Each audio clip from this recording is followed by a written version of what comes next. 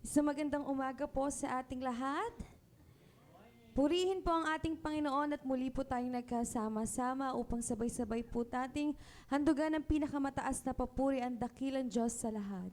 Kaya naman po sa umagang ito, bigay po natin ang ating best sa ating pag-awit at pakikinig ng kanyang salita.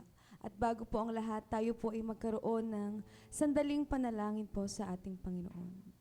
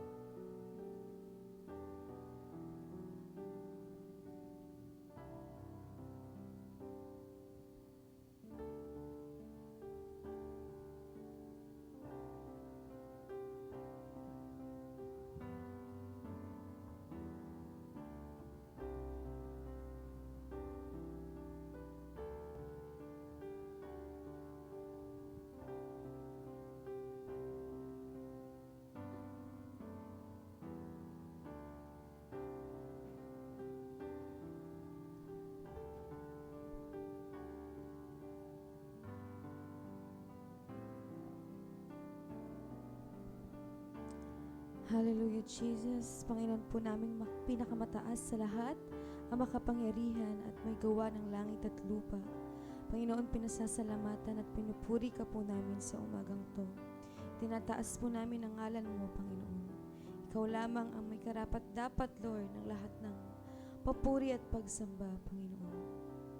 At sa umagang to, Lord God, pinasasalamatan ka po namin, Panginoon, sa isang linggo, Lord God, na ginabayan niyo po ang bawat isa sa aming trabaho, sa aming pag-aaral, Panginoon, at iningatan mo po kami sa saan man po kami nagpunta. At ang iyong biyaya, Panginoon, ang nasa amin, Lord God. Salamat po, Panginoon, sa isang linggo, Lord God, ng pagpapala mo, Panginoon, sa amin.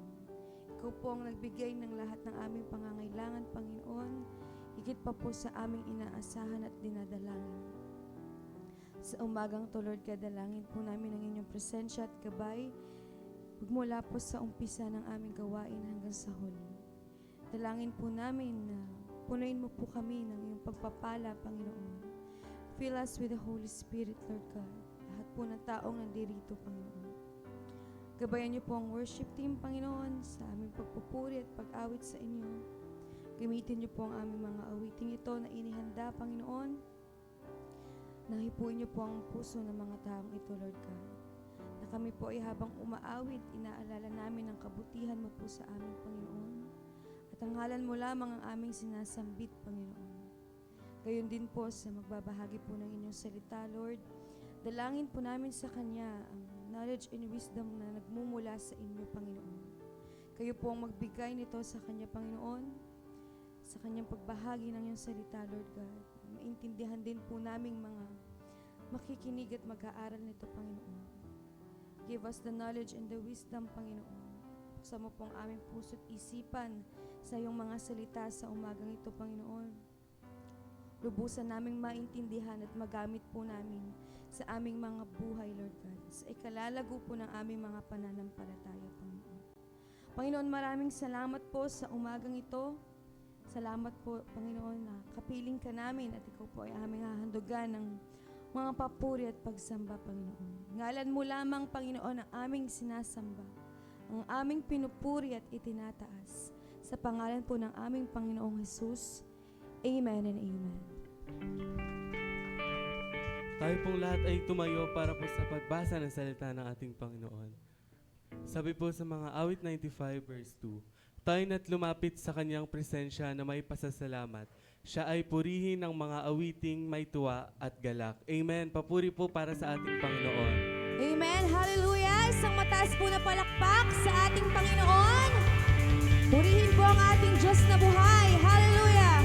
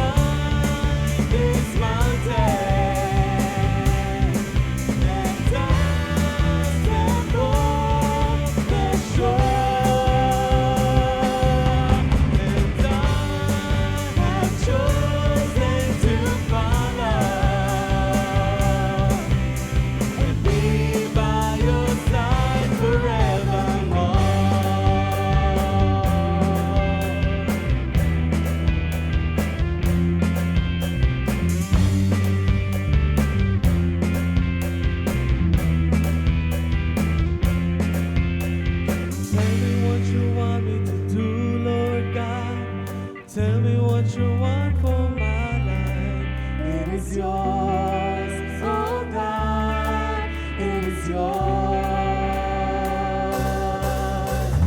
Do your will, have your way, be Lord God in this place. Oh, I want your will to be done. And I will climb this mountain, and I'll step on the shore, and I have chosen to follow and be by your side forevermore. And I will climb this mountain, and I'll step on the shore, and I have chosen to follow and be by your side forevermore.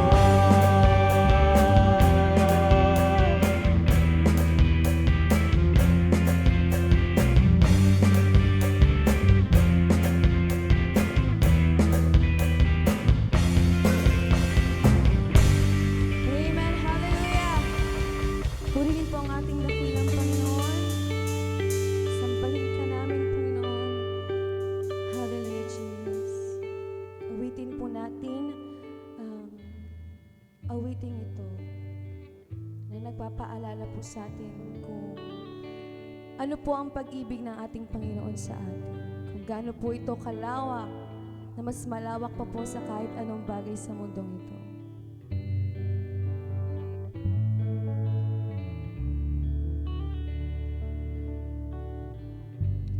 All for love the Father gave, for only love can make a way. All for love the heavens cry,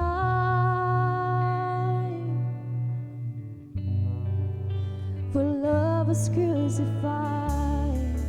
Oh, how many times have I broken your heart? Still you forget. If only I asked. And how many times have you heard me pray? Drawn it to me.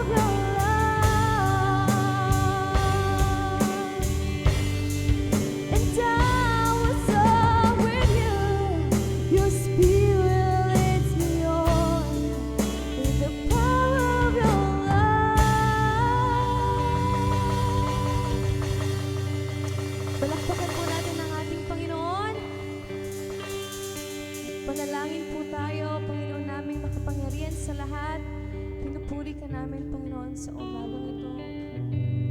We are so amazed by your love, Panginoon. Salamat po sa pag-ibig mo, Panginoon, na aming nararanasan, Lord God. Salamat po sa iyong unconditional love, Lord. And we are here to bring you praises, Panginoon, for you truly deserve all of this, Panginoon. Ikaw lamang po ang karapat-dapat sa lahat ng papuri at pagsamba namin, Panginoon. And this morning, Lord God, handa po kaming tanggapin ang iyong biyaya, Panginoon, ang inyong salita, Panginoon. Give us victory, Panginoon. Give us blessing, Lord God. Salamat po, Panginoon, as we are about to receive those, Panginoon. Lord, maraming salamat po. Ikaw po ang aming tinataas, pinupuri at tinadakila sa pangalan po ng aming Panginoong Jesus. Amen and amen.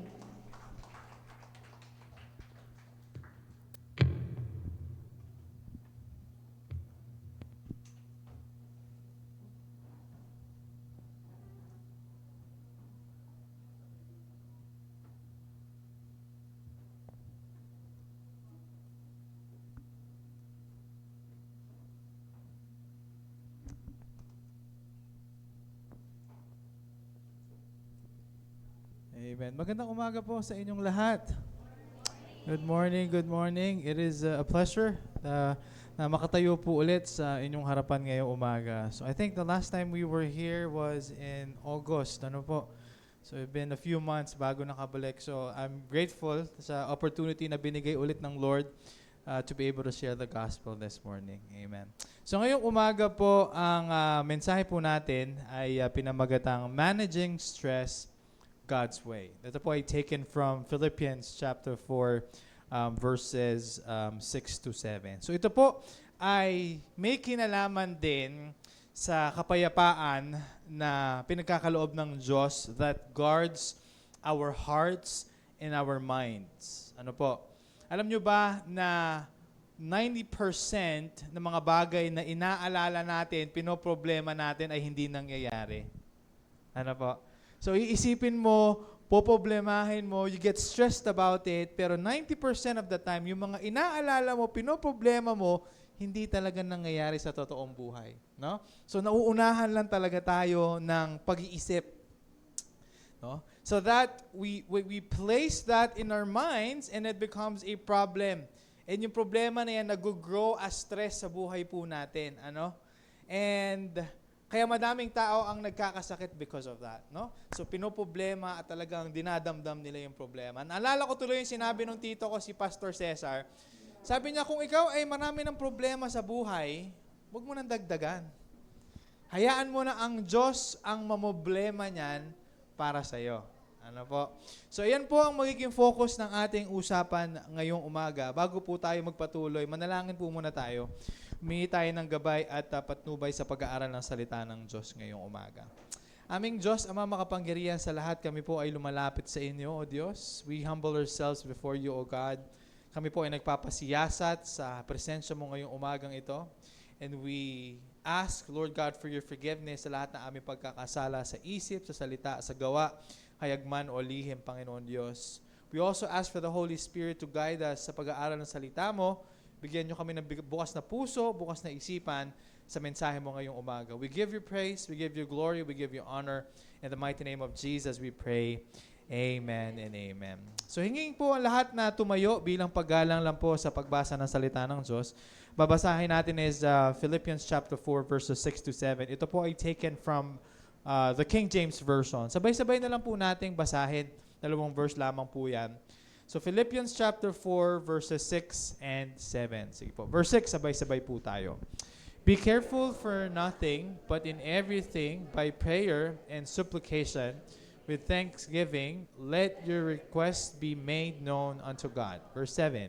And the peace of God, which passeth all understanding, shall keep your hearts and your minds through Christ Jesus. Marami pong salamat. Makakaupo na po kayo. Ang Diyos po ang magpala sa pagkabasa ng kanyang salita. Ito pong Philippians chapter 4 verses 2 through 9. Si Pablo po ay merong apila. So he has an appeal sa mga Christians at that time regarding how Christians would manage disagreement within the church. And we can understand na sa mga iglesia po, merong mga disagreements sometimes. Ano po? Between members to the leaders, members to the pastors, and all that. So nangyayari po yan. No? So ang gusto po ni Pablo, particularly, he is concerned about the argument between two women. So nung time na yan, meron pong dalawang babae ang nagtatalo. So ang advice po ni Pablo is to focus on our ability to rejoice in the fellowship that we have in Christ.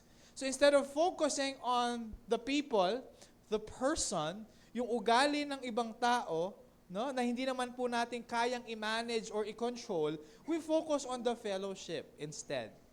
Okay?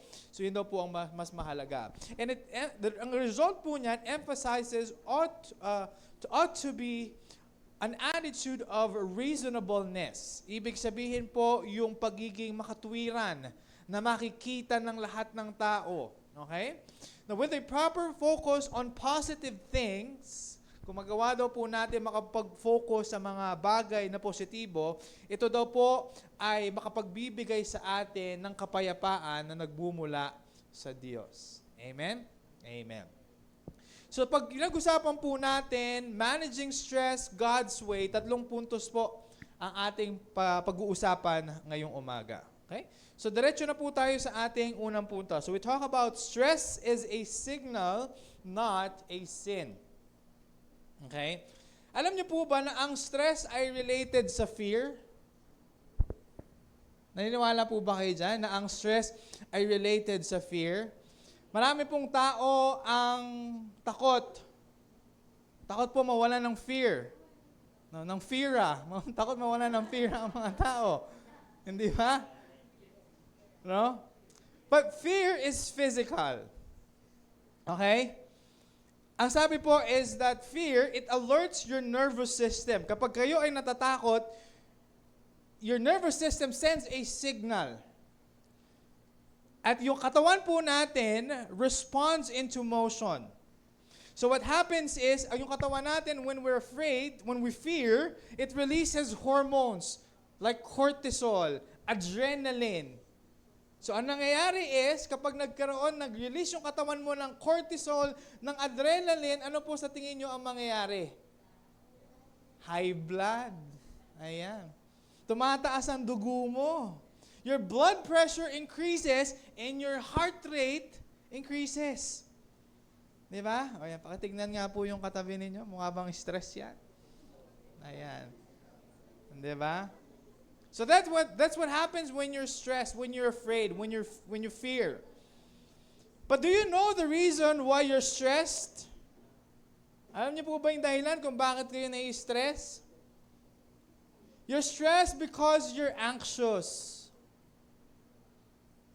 Nagkakaroon kayo ng anxiety. Do you know why you're anxious? You're anxious because you lack faith. Hello? You're anxious because kulang or kinukulang tayo sa pananampalataya. Hello? Narinig niyo na po ba yung phrase na fear is the absence of faith? Kaya daw po natatakot ang isang tao dahil nawawalan or kinukulang sa pananampalataya sa Diyos. We are stressed because we don't trust God. We are stressed because we don't trust God's promises in our lives. Yan po ang nagda-drive. Yan po yung fuel that drives for us to continue to trust God. Yung faith, yung pananampalataya po na yan. Meaning, para magawa po natin na magtiwala sa Diyos, kailangan po nating manampalataya. So it goes hand in hand. Kung walang pananampalataya, dito papasok yung takot. And when you're afraid, hindi po natin magagawang magtiwala sa Diyos. Majority of the time, ang tao pag natakot, inuuna kung ano yung kayang gawin ng sarili niya. It becomes difficult for us na magtiwala kagad sa Diyos. Tinitignan natin kung ano yung kaya natin gawin bilang tao and not depend on what God can do for us. Ngayon, talking about fear, I remember there was a study that was conducted. Medyo unusual yung study na ginawa po in the US about fear. About how people will respond to fear. Meron silang hinar, yung research center na to, meron silang hinar na 2 grupo ng tao. Dinala po nila sa isang research center. At nung dinala po nilang yan, pinagsuot po nila ng sweatsuits. Yun po yung ginagamit para ma-absorb yung pawis ng katawan ng tao pag nag-exercise or pag pinapawisan. No? So pinagsuot nila yan, 2 grupo. Yung isang grupo, ang ginawa po nila, pinag-treadmill nila. No? Habang suot-suot yung sweatsuits. At yung isang grupo naman, pinag-skydiving nila for the first time habang suot-suot yung sweatsuit. Okay? At nung matapos po na yung ginawa nila, pinag-treadmill nila yung isang grupo, pinag-skydiving nila yung isang grupo, after nun, yung sweatsuits tinanggal nila at in-scan po nila yan for an fMRI. And they scan their brain, yung mga tao na nag-skydiving at yung nag-treadmill. So ang ginawa po nila after nun, ginather po nila yung mga tao, hawak-hawak nila yung dalawang set ng sweatsuits. Yung isa po, sweatsuit mula doon sa nag-treadmill, yung isa yung sweatsuit mula doon sa nag-skydiving. Pinaamoy nila yan sa mga tao with blindfolds. Okay? So pinaamoy nila yan. Nung inuna po nilang paamoy, yung sweatsuit na nag-treadmill, walang reaction. Pero alam niyo po, nung pinaamoy nila yung sweatsuit nung mga nag-skydiving, all of a sudden, these people were afraid.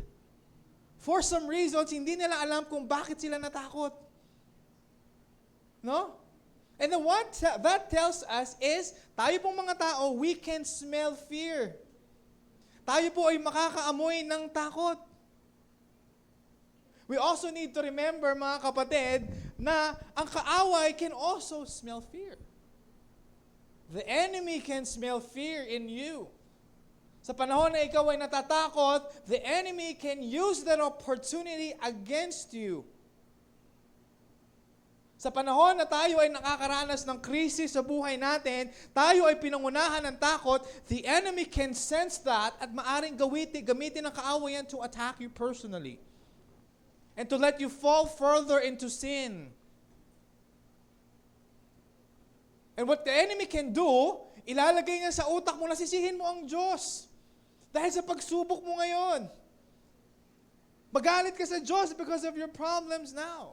And worse, sabihin sa'yo ng kaaway, tumalikod ka na sa Diyos, hinayaan ng Diyos na maranasan mo yung problema mo ngayon. Especially kapag tayo po ay hindi malalim yung pagkakakilala natin sa Diyos. If you don't have a strong and deep relationship with God. Now, what does your response to stress and fear reveal about yourself? Paano ba tayo nagre-respond kapag tayo ay nai-stress, kapag tayo ay natatakot? The question is, kapag tayo ba ay nakakaamoy ng takot o nakakaranas ng stress, do you feed fear or do you feed stress with fear? At hinahayaan po ninyo na panghinaan tayo ng loob, hinahayaan nyo ba na pangunahan kayo ng takot o pangunahan kayo ng stress sa buhay nyo? At hinahayaan nyo ba na maapektuhan yung buhay nyo, yung isip nyo, yung buong pagkatao ninyo ng stress at ng takot? Do you let fear control your life? Or do you feed fear or stress with faith? Do we respond to fear and stress with faith and let faith take control? Instead of allowing fear, instead of allowing stress to take control your lives, you allow faith to control your lives. Nilalabanan po ba natin ang takot gamit ang pananampalataya na meron tayo sa Diyos? Lahat po yan ay nakadepende kung ano ang focus natin sa ating mga buhay. Do we let fear take over? Or manghahawakan tayo sa ating pananampalataya sa Diyos? Mga kapatid, it is a reminder for us today to focus on the Lord Himself. Amen? It is a reminder for us today, mga kapatid, na alalahanin yung kabutihan ng Diyos sa buhay natin. When you experience stress sa buhay mo, when you experience fear in your life, why don't you remember the good things the Lord has done for you in your lives? Bakit hindi natin alalahanin yung pagmamahal ng Diyos sa atin? At higit sa lahat, bakit hindi natin alalahanin yung pangako ng Diyos sa ating mga buhay? Amen? Palakpakan po natin ang Panginoon. Itong mga bagay na to, if we're able to manage them over fear, over stress, yan po ay makakatulong sa ating mga buhay. Amen? Yan po ang ating unang puntos. Stress is a signal, not a sin. We talk about prayer and gratitude releases divine peace. Meron pong isang neuroscientist, si Dr. Caroline Leaf, in-explain po niya sa kanyang libro na may title na Switch on Your Brain, that gratitude and intentional thought process has pattern that can literally rewire our neural pathways. Ibig sabihin po, if you practice prayer and gratefulness or thanksgiving, nagbabago po yung takbo ng utak natin. May malaking epekto po yan sa takbo ng utak natin. It gives a calming effect towards anxiety. Pag nakakaranas tayo ng anxiety, kumakalma ang ating mga isipan. It strengthens a healthier response over time. Tinutulungan po tayo nito na tumugon sa mga ganitong klase ng pagsubok over time. Ngayon, yung research po na yan highlights how renewing the mind through practices like prayer and thanksgiving can create an immeasurable change sa isip po natin. So, ganon makapangyarihan, alam niyo po, we can understand na our brain is so powerful. No? Alam niyo po ba kung gaano ka-powerful ang brain ninyo? Dati meron po kaming tinuro, meron kaming kaibigan na nagturo sa amin about the midbrain. Have you heard about the midbrain? So we have the left brain and we have the right brain, tama? Now, there is what we call as the midbrain. The midbrain is what connects the left and the right brain.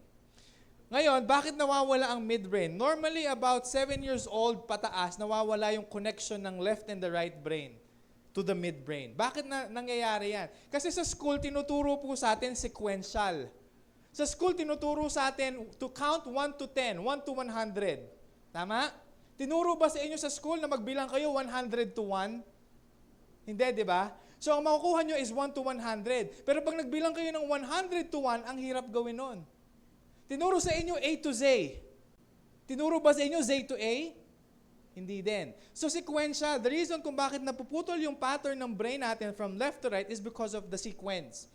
Ngayon, may mga tao that if they're able to connect the left and the right brain using the midbrain, magagawa po nila ang kahit anong bagay. Meron kami nakita, naka-blindfold, nakabaliktad yung libro, hinawakan niya lang nababasa niya, yung libro. Kikilabutan kayo kasi akala nyo may sa demonyo na. But it is the power of the brain. Yun po yung kapangyarihan ng brain. But if your brain is powerful, so is prayer. Hello? Kung ang utak nyo ay makapangyarihan, mas makapangyarihan ang panalangin.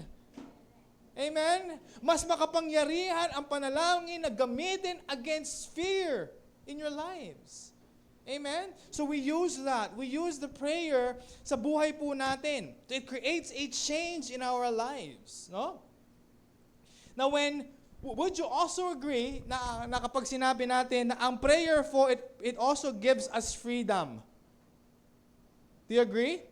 Diba? The prayer po, it gives us freedom from fear.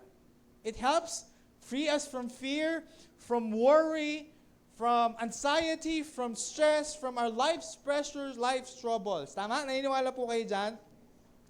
So since nabanggit po natin yung salitang freedom, naalala ko yung storya ng isang babae na sumali sa isang beauty contest about freedom of speech. So itong babaeng ito sumali sa beauty contest, very timely kasi nito lang, di ba? Miss Philippines, no? So itong babaeng ito nasa question and answer portion na po siya, no?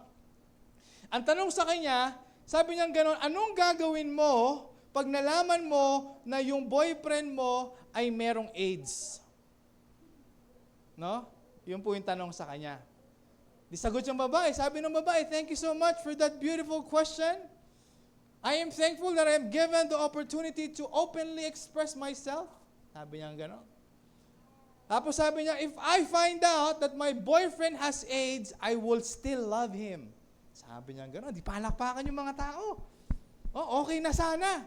Kaso humirit pa siya. Sabi niya gano'n, I will still love my boyfriend because for me, AIDS doesn't matter. AIDS pala sinasabi niya. No? Natalo tuloy siya, no? So, AIDS doesn't matter daw.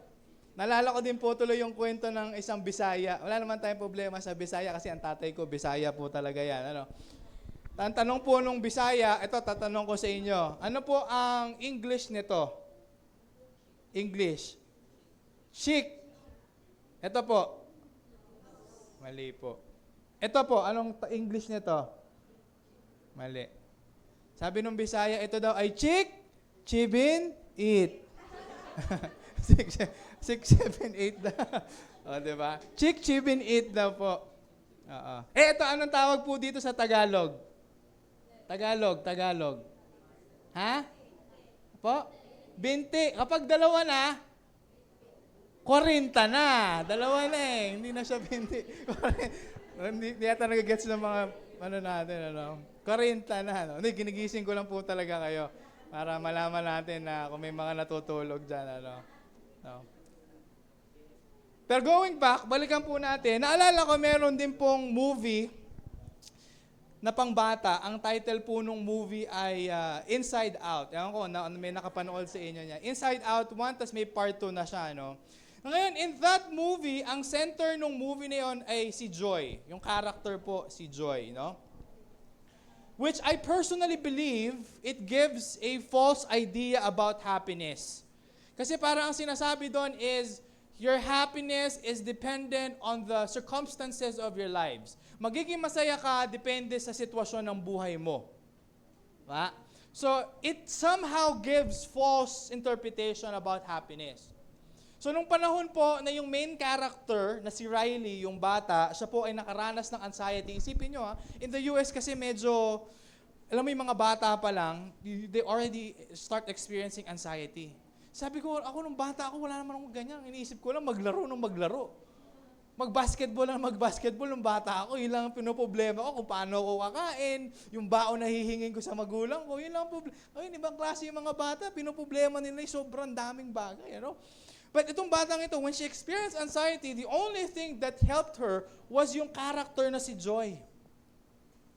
Parang ang sinasabi nila is, because of this character, Joy, naging masaya yung bata at na-overcome niya yung anxiety, yung kanyang problema.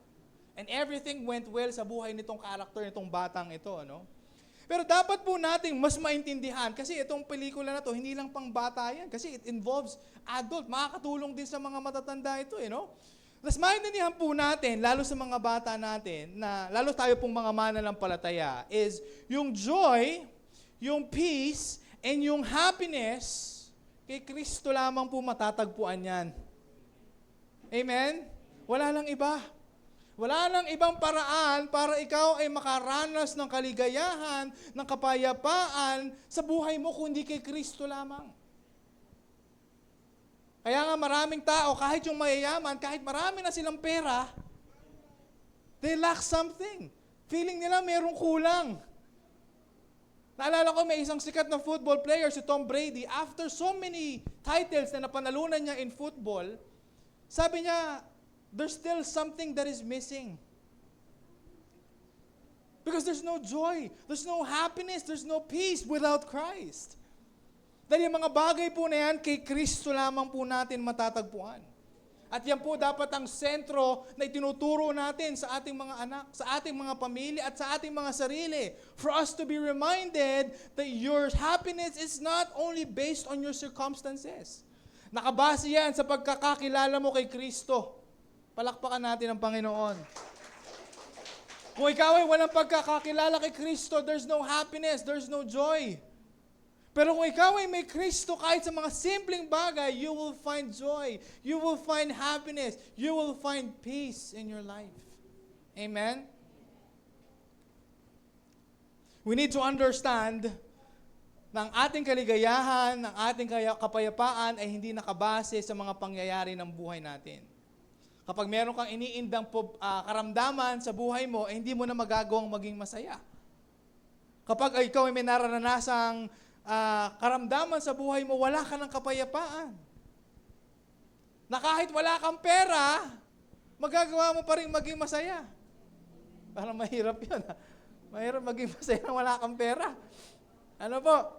Pero kung meron kang Kristo sa buhay mo, kahit wala kang pera, there is joy, there is happiness, there is peace. Amen? Yung pagtitiwala na meron tayong Diyos at sa plano ng Diyos sa atin, yan po ang ating panghahawakan sa ating mga buhay. Dahil ang totoo po niyan, God has a perfect plan for you. Yung plano ng Diyos para sa iyo ay perpekto na naaayon lamang para sa iyo. Yan yung nakalaan para sa iyo. Ang kailangan po natin gawin ay magtiwala sa Diyos and in His ways. We have to just trust God. Trust natin yung paraan ng Diyos kasi sometimes yung pamamaraan ng Diyos ay kakaiba. He works in mysterious ways. But we just to have simply trust God in His ways. Ay alam natin na hindi tayo iiwan ng Diyos at meron siyang purpose sa buhay natin. Even with the troubles that we are experiencing in our lives, yung mga pagsubok po natin sa buhay, may purpose kung bakit hinahayaan ng Diyos na mangyari ang lahat ng yan.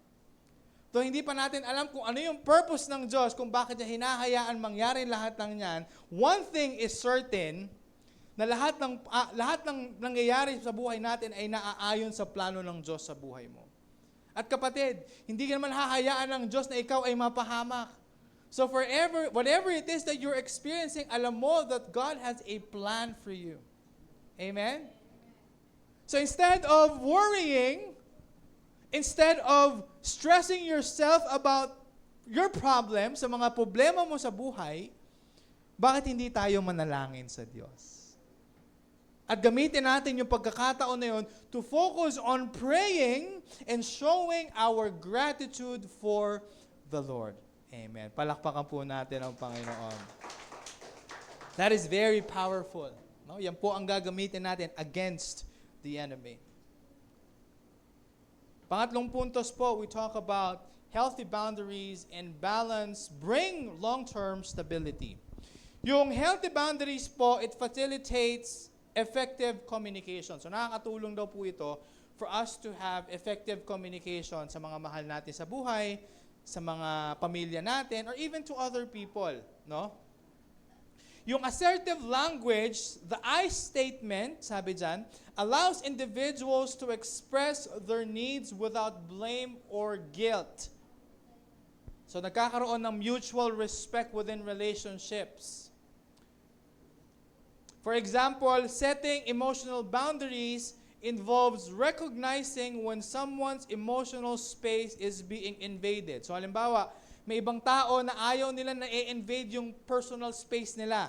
Especially their emotional spaces. Ayaw po nila na nababanggit and they become suddenly emotional. So when it happens, no, may mga tao po that they are able to communicate that openly, clearly and calmly sa ibang tao na I'm setting my boundaries, no? Na you have to be extra careful na I don't want to get into yung mga ganitong klase ng usapan and all that. And if you do that, ibig sabihin ito daw po ay nakakatulong for us to promote a healthy lifestyle or a balanced lifestyle. Ano po? Tayo naman po mga tao, even as Christians, may iba-iba po tayo ng paraan ng pagmamanage ng balanced lifestyle or healthy lifestyle. No? Yung iba naman po sa pagkain, they're very particular about exercising, hindi sila masyadong kumakain. Yung iba naman, kumakain sila ng masarap dahil nagtatrabaho silang mabuti, ang reward nila for themselves is kumain ng masarap. Diba? Yung iba naman po, ang stress reliever nila, mamimili ng gamit. Ano? So magsha-shopping sila to the point na minsan lang sumusobra na hindi mo kailangan pero binibili mo pa. No? Naalala ko tuloy, minsan kasi yung mga tao wala nang contentment eh. Yun naman ang nangyayari minsan eh. No? Na meron ko naalala na kwento noon, meron isang mag-asawa na yung asawang babae, hindi siya nakukontento. Lagi siyang naiinggit sa kapitbahay niya. No? So pag merong bibilin yung kapitbahay niya, nakita niya, bibilin din niya. So isang beses, nagpa-deliver yung kapitbahay niya, sumilip siyang gano'n, nakita niya, nagpa-deliver. Uy, sabi niya, honey, nagpa-deliver yung kapitbahay natin, hindi tayo pwede magpatalo dyan, magpa-deliver din tayo. Sabi niya gano'n. Hindi nagpa-deliver siya, mas maraming pagkain, mas masarap yung pinadeliver niya. No? Tapos sumunod na araw, yung kapitbahay naman niya, nagpa-deliver ng TV, ang laking TV, dinala sa bahay niya. Nakita niyang gano'n, silip niya. Ito si Mrs. lagi nakasilip sa kapitbahay, ano? Pagkita niya, sabi niya, honey, yung kapitbahay natin bumili 40 inches TV, ang laki. Sabi niya gano'n. Huwag tayo magpatalo dyan, bumili tayo ng 55 inches na TV. Sabi niya ganyan. Di bumili siya ng, ayaw nga niya magpatalo no? Bili siya ng 55 inches na TV. Isang araw, yung asawang lalaki, lumapit siya dun sa misis niya, sabi niya gano'n, honey, yung kapitbahay natin, namatay na. Nasa gasaan ng tricycle. Ay siya, wag kang magpatalo. Lumabas ka, mag-abang ka ng truck na sasagasa sa'yo. Sabi ng asawang lalaki. Kasi ayaw mo magpatalo. Diba? But the contentment, yun po sinasabi natin dito Minsan, we don't get contented sa mga sitwasyon ng buhay natin. But mahalaga din po pala that we take care of our emotional health. No? Mahalaga din that we take care of our emotional health for us to be spiritually stable. Hindi mo magagawang maging spiritually stable if you are emotionally unstable. No? Nasusundan po natin? So mahalaga po yan. It goes hand in hand. But the question is, paano po natin aalagaan ang emotional health natin so we can be spiritually stable? Ang isa pong bagay na maaari natin gawin is for us to talk to God about everything. Ilang beses po ba sa buhay natin that we are able to come before God in prayer? Pero very generic po yung panalangin natin. No? We thank the Lord for the blessings. Anong blessing ang hinihingi mo ng pasalamat sa Diyos? Are you thankful dahil meron kang bagong buhay na binigay ng Diyos ngayong umaga? Are you thankful dahil meron kang oxygen na hinihinga every day? Are you thankful for the life that you have, the health that you have? No? But sometimes we become generic. Sabi lang natin sa Lord, thank you for the blessings. We sometimes ask the Lord for provision. Lord, bless mo ako. I-provide mo yung pangangailangan ko. Pero ano ba talaga yung pangangailangan mo? Hindi natin sinasabi sa Lord specifically what we need. Kailangan mo ba ng trabaho? Kailangan mo ba ng pera? Para tustusan or ipunan yung pangangailangan nyo ng pamilya nyo. But we have to be specific sometimes. At times, we pray to God, pero ang intention natin when we pray is not to get intimate with God. Hello? Magkaiba yung mananalangin ka lang just for the sake of doing it. Dahil sabi mo kasi, Kristiyano ako, kailangan ko manalangin Pero mananalangin ka with the intention of being intimate with God. Communicating with God at sasabihin mo lahat ng gusto mong sabihin sa Diyos. Like how you would tell your friends about your problems in your life. Like how you would tell your partners, your friends, your relatives, your wives, your husband about your problems. Yung pinagdadaanan mo sa buhay. Sasabihin mo lahat ng yan sa Diyos openly. Hello? Dito po, we are reminded na mailalapit natin lahat ng bagay sa Diyos. We can easily come to God for anything. No? Hindi po kagaya natin mga tao, we have boundaries. Meron kang kaibigan, pero hindi naman lahat ng bagay patungkol sa buhay mo, ikukwento mo sa kaibigan mo. Tama? Kasi minsan hindi natin alam kung magiging masaya ba talaga yung mga kaibigan natin para sa atin, o itsichismis lang din ba tayo? So we set boundaries for ourselves kung ano lang yung gusto nating sabihin sa iba. But when you talk to God, there's no boundaries. Hello? There's no boundaries when we share our problems sa Panginoon Diyos. Sa Diyos, walang limits. Walang reservations. Kung need mo lang na umiyak para sa Diyos, kausapin ng Diyos, ilapit sa Diyos ang problema at dinadala ng dibdib mo, ng puso mo, ilabas yung bigat ng puso mo sa pinagdadaanan mo, you are free to do so. Malaya po tayong gawin yan. Because God will hold no judgment. Umiyak ka sa Diyos, lumapit ka sa Diyos, hindi naman sasabihin ng Diyos, paiyak-iyak ka ngayon, pag wala kang problema, hindi mo ako pinapansin. Hello? Hindi ka huhusgahan ng Diyos. Even if you're not faithful to God, when you come to God in prayer, the Lord will hear you.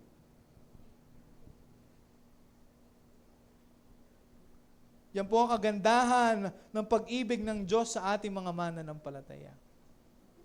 He will instead listen to us.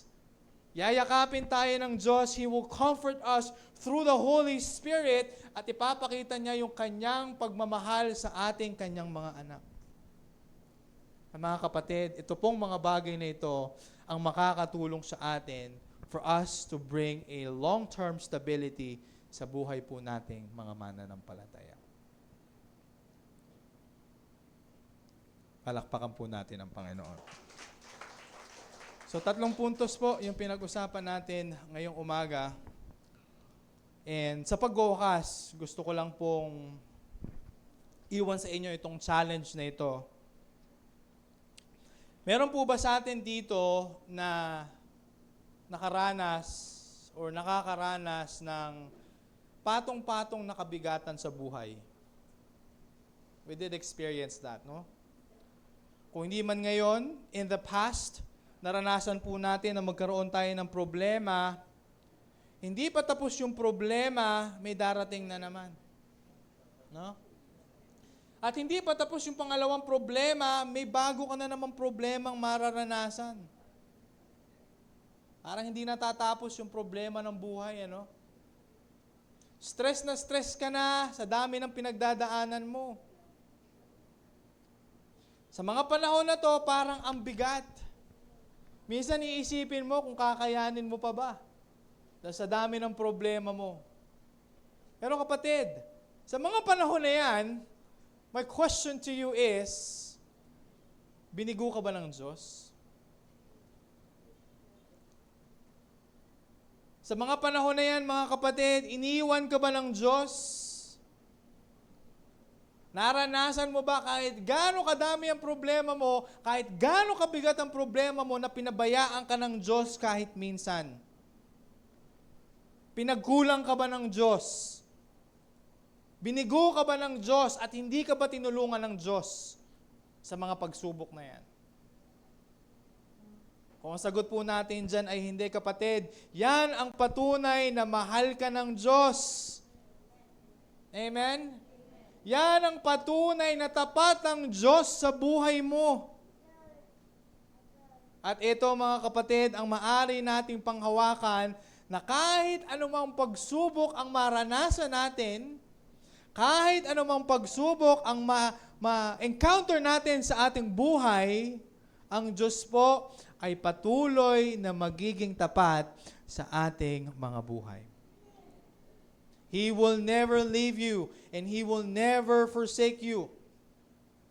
Kung paano ka sinamaan ng Diyos noon sa problema mo, sa lahat ng pagsubok sa buhay mo, ganun ka din sasamahan ng Diyos ngayon sa lahat ng pagsubok mo. At ganun ka din sasamahan ng Diyos sa lahat ng pagsubok na mararanasan mo pa sa hinaharap. Kapatid, magkulang ka man sa Diyos, hindi ka man maging tapat sa Diyos, makalimot ka man sa Diyos, makaalala ka lang sa Diyos pag may problema ka, kapatid, hindi ka pa rin iiwan ng Diyos. Hindi ka pa rin pababayaan ng Diyos.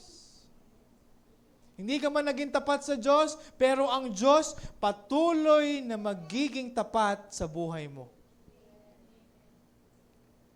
Kaya kapatid, mahirap man ang sitwasyon ng buhay mo ngayon, kapit lang. Mahirap man ang sitwasyon ng buhay natin, kapit lang. May awa ang Diyos. Pasasaan pa at madadagdagan din yung problema mo. Diba? Pasasaan pa at pag natapos yung problema mo, may problema na naman darating. Habang tayo ay nabubuhay, hindi matatapos ang problema natin. Pero habang tayo ay nabubuhay, tayo po ay may pag-asa kapag tayo ay na kay Kristo. Amen? Habang may buhay, tayo po ay may pag-asa na meron tayong Diyos na mahihinga ng tulong sa lahat ng sitwasyon. Kaya kapatid, mahirap man ang buhay, madagdagan man ang problema natin, hindi man matapos ang problema natin, magpatong-patong man ang problema natin, alam po natin, nakasama natin ang Diyos. Amen?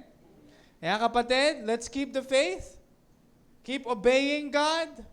Keep trusting God. Keep praying. Kahit mahirap ang sitwasyon, patuloy tayo manalangin, patuloy tayo magtiwala sa Diyos, and let us keep continuing in God's Word. Amen? Palakpakan po natin ang Panginoon. Bilang tugon, hayaan niyo po na ako ay manalangin. Nawa kayo po ay pinagpala na mensahe ng Diyos ngayong umaga sa kanyang paalala sa atin. Hayaan niyo po na manalangin ako bilang tugon in response to the reminder that the Lord God has given to us this morning. Aming Diyos, Ama, makapangyarihan sa lahat, kami po ay nagpapasalamat sa kabutihan mo sa buhay namin. Salamat sa magandang paalaala na binigay mo sa amin, O Diyos, ngayong umaga, that when times get rough, maging mahirap man yung aming sitwasyon, hindi po namin kailangang mangamba. Hindi po namin kailangang matakot. Hindi po namin kailangang hayaan na yung stress, yung takot, yung anxiety ang manguna sa aming mga buhay. Instead, kami ay magtiwala sa inyo lamang, O Diyos. Remind us, Panginoon Diyos, pag may pagkakataon na kami nakakaranas ng kabigatan sa aming mga buhay, yan man ay patungkol sa aming finances, ito man ay related sa aming mga karamdaman, O Diyos, hayaan mo na kami ay maapaalalahanan ng kabutihan mo sa buhay namin sa mga sitwasyon na ito, O Diyos. Na kami ay hindi pangunahan ng takot, na kami ay hindi pangunahan ng pangamba, instead kami po ay patuloy na manghawakan sa inyo lamang, O Diyos. We are reminded today, Panginoon Diyos, of your faithfulness and your love towards us. Kami po ay hindi nagiging tapat sa inyo sa buhay namin. And at times, we forget about you. At times, nakakaalala lang kami pag may problema kami. At times, nakakaalala lang kami pag mahirap ang sitwasyon namin. Nananalangin lang kami pag mahirap ang sitwasyon namin. Pero ikaw, O Diyos, ay nananatiling tapat sa aming mga buhay, Panginoon. Na kahit kami ay nagiging makakalimutin, kahit kami ay never naging faithful sa inyo, Panginoon, you remain faithful to us, O God. And we thank you, Panginoon Diyos. Dahil kung hindi sa katapatan mo sa buhay namin, hindi namin alam kung saan kami saan kami ngayon, Panginoon Diyos, kung ano ang mangyayari sa amin. Kaya we are grateful, Panginoon Diyos, sa pagmamahal mo sa amin. Salamat sa mensahe mo at hayaan mo na itong mensahe mo hindi lamang namin maisa puso, maisa isip at maisa pamuhay namin, Panginoon, bilang mga anak mo. Through the help of the Holy Spirit, remind us sa mga ganitong sitwasyon na kami ay mapaalalahanan ng pag-ibig mo, kami ay mapaalalahanan ng kabutihan mo sa buhay namin, Panginoon Diyos, even when life becomes difficult. So we thank you, Father God. Salamat muli sa kabutihan mo, sa katapatan mo sa amin. So we give you praise, we give you glory, we give you honor. In the mighty name of Jesus we pray. Amen and amen. Sa Diyos po ang papuri.